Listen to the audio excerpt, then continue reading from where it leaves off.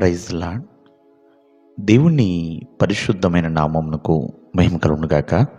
ప్రభువు పేరట మీ అందరికీ హృదయపూర్వక వందనాలు. ఈ ఉదయకాలము దేవుని వాక్యాన్ని విందాం. ఫిలిప్పీలకు రాసిన పత్రిక 4వ అధ్యాయము 4వ వచనము.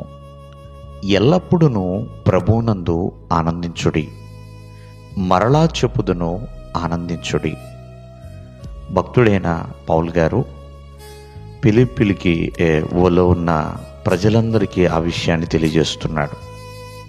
ఒక మాటలో చెప్పాలంటే పౌలు తను ఎన్నో ఇబ్బందుల్లోనూ ఎన్నో ఇబ్బందికరమైన పరిస్థితుల్లో తను జీవించినప్పటికీ, ఎంతోమంది ఆయనని చెరసాలలో వేసిన, ఎన్నో గృహ నిర్బంధంలో తనని ఉంచిన, ప్రేమైన వర్లరా నీరో చక్రవర్తి లాంటి వ్యక్తి ఇక క్రూరత్వానికి హింసత్వానికి భక్తుడైన పౌలు గురి అయినా సరే, అయినా తన యొక్క దుఃఖములోనే ఆనందాన్ని తను వెతుక్కున్నాడండి.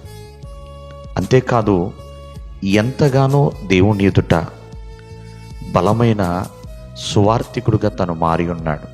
ఈ ఉదయకాలమందు ఆ ఫిలిప్పీలకే కాదు, మనకు కూడా తెలియజేస్తున్నాడు. ఎటువంటి పరిస్థితుల్లో ఉన్నా సరే ప్రతి చోట ఆనందాన్ని కలిగి ఉండండి, ఆనందంగా ఎంచుకోండి, ఆనందంగా జీవించండి అని చెప్తున్నాడండి. ప్రియమైన వాళ్ళరా, పౌలు సంతోషించడాన్ని ఎంచుకున్నాడండి. అదే మాదిరిని అనుసరించమని ఫిలిప్పీలకు తను చెప్తున్నాడు. ఈ రోజున ఈ ఉదయకాలం ముందు ఆలోచించండి. మానవ జీవితంలో పలు రకాల శ్రమలు ఉండవచ్చేమో, కానీ ఆ శ్రమలలో కూడా సంతోషిస్తూ మనం ముందుకు కొనసాగుతూ ఉండాలి. ప్రేమైన వాళ్ళరా, దేవుడు నోటి నిండా మనకి ఆనందాన్ని దయచేయవాడండి.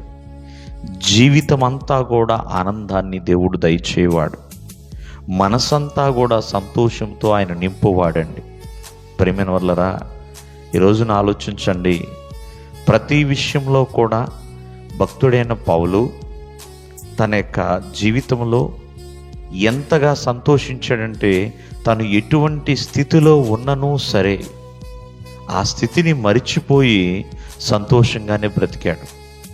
కావున ఈ ఉదయకాలమందు ఎన్నో నిరాశలు, ఎన్నో నిస్పృహలు, ఎన్నో రకాల ఇబ్బందులు, శారీరకంగా మానసికంగా, అటువంటి వాటిల్లో ఆనందంగా ఎలా ఉంటామంటారండి అని అనుకుంటున్నాం. కానీ దేవుడు నా యందు ఆనందించండి అంటున్నాడు, లోకమందు కాదండి.